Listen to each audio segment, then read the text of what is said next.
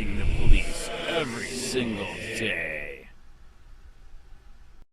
Hey, SHERI County, this is SHERI County Cop. I'm going to make a comment on this, how absolutely out of control, disgusting this is. This nutcase and this nutcase, Pam Davis from the police department, listen to this nutcase. Their lawyer, David Levin, to ban free speech, and they enforced the living hell out of it like nobody has ever seen in America. 8 tickets for free speech. I believe it was $5,000 to $6,000 worth of fines, liens on my house, a daily running fine after they found out they can't put a lien on my house because I'm homesteaded, and then because I sued them twice, once in state court with the Rutherford Institute, which we won, and then they settled out of court on the federal lawsuit, Sheets versus City Punta Gorda, and I still don't have my null and void tickets, which, as you can see, they already are sending out null and void tickets to everybody else but me.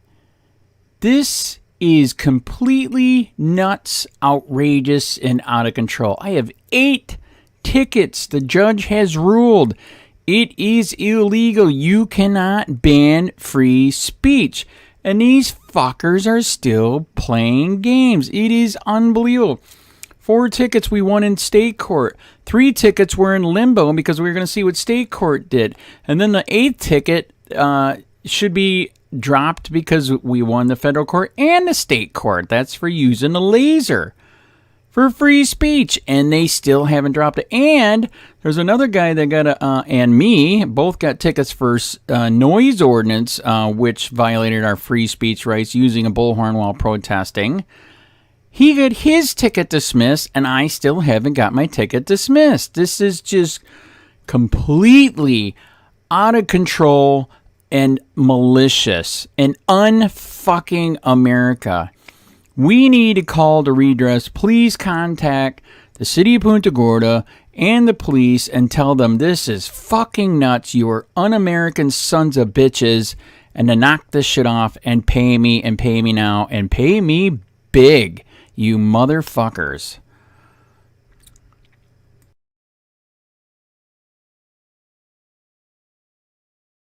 Court tells Florida town that law forbidding residents fuck Trump sign is unconstitutional. Free speech. From the Fuck Your Constitutional Violations Department. Friday, November 4th, 2022, 12:48 p.m., Tim Cushing. Welcome to America. Fuck everything. And not in the sexual sense, as any person would immediately understand, unless, of course, they just want to hit people with criminal charges for maximizing the use of limited space to criticize the government. Local governments tend to get pretty weird about community standards and protecting children, something that can possibly be chalked up to thinking locally rather than recognizing the baseline set by the U.S. Constitution and its amendments, particularly the first of those amendments. We've seen dubious actions catering to each side of the political aisle. In Texas, cops decided to seize a sign critical of the Republican Party from a person's yard under the theory the picture might offend children. That it depicted the Republican elephant slipping its trunk under the skirt of a child in response to allegations against GOP Senate candidate Roy Moore for taking sexual liberties with minors went unmentioned in the city's response. On the other side, a New Jersey municipal judge decided the First Amendment didn't protect a homeowner who placed anti-Joe Biden signs and flags in her yard, including the ever-popular phrase "fuck Biden."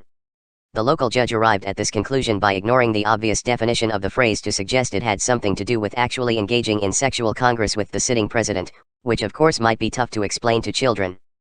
Fortunately, the First Amendment is getting more respect in, of all places, Punta Gorda, Florida. As reported by Eugene Volokh, a judge recently declared the city's obscenity law, the one that led to criminal citations for fuck Trump, fuck policing for profit, and fuck Biden signs and flags displayed by resident Andrew Sheets, unconstitutional. For these so-called crimes, Sheets was fined $2,500. He sued. And he has won. The opening of the Florida Circuit Court opinion PDF makes it clear the city, seemingly deliberately, misread the law to target protected expression.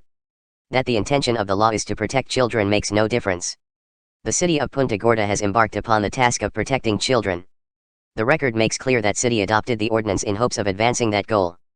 Punta Gorda argues that the ordinance is limited as it only applies to signs in public places which can be seen by children. In actual fact, that is no limitation at all. As is relevant to this case, the ordinance bans signs that depict or describe sexual activities or organs. Fuck or cunt can be about sex or not about sex, Sheets used fuck as an interjection. By its express terms, the ordinance does not apply to the use of fuck as an interjection. Sheets' items used fuck to emphasize the passion and force of his political opinion, and his use of the word had nothing to do with sex. The use of cunts is arguably within the express terms of the ordinance, but is similarly used as a political statement, not a reference to the sexual organ. By applying the rules of constitutional avoidance, by its plain terms, the ordinance does not apply to Sheets' items as they have nothing to do with sexual activities or organs. The court cites a couple of extremely relevant bits of Supreme Court precedent, the latter of which has received plenty of coverage here at Tech Third. Although factually different in some respects, this case is squarely within the reasoning of Cohen v. California, fuck the draft jacket case, and the distinction between a criminal charge and a civil fine provides no basis to uphold the ordinance in this case. Given the most recent cases involving First Amendment challenges, Monoy, fuck school, fuck cheerleading case, and Reed, municipal sign case, there can be little question that the U.S. Supreme Court jurisprudence has moved toward more protection for speech, not less. The city, on the other hand, offered very little in terms of Supreme Court precedent in defense of its ordinance and its actions. Instead, it offered perhaps the weakest for the children argument possible. In this case, Punta Gorda argues only one compelling governmental interest: protection of children, specifically, only children that can read. That there are limited beneficiaries isn't enough to make an attempt at speech regulation narrowly tailored. The court says the law is wrong in both directions. The ordinance is under-inclusive and over-inclusive. The ordinance prohibits speech that the record reflects was never seen by children. Punta Gorda claims that the limitation to places where children under May 17 see the signs is a narrow limitation. It is not. Children may be present anywhere in Punta Gorda, and therefore that term is no limitation at all.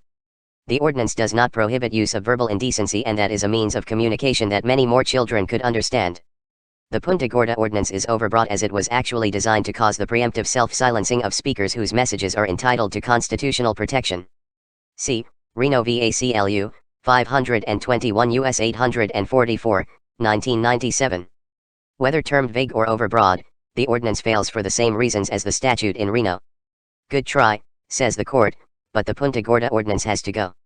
In sum, Punta Gorda's municipal heart is in the right place, but there does not appear to be a constitutionally valid way to protect children from seeing, or displaying, political signs with the word. That's how the Constitution works. The way Punta Gorda imagined it works solely for the purpose of shutting down a critic of all things government, and one imagines it was probably the criticized police that objected most, given Sheets directed fucks at both Biden and Trump, is no longer an option for the city. And there's even better news: Punta Gorda is not going to waste any more of its residents' money to argue against their interests. The city will not be appealing this decision. There are a few city officials who still believe this decision, and the decades of court precedent at all levels backing it, is wrong, but have decided it's not worth an unknown amount of future expense to continue trying to punish one person for speech some city officials objected to.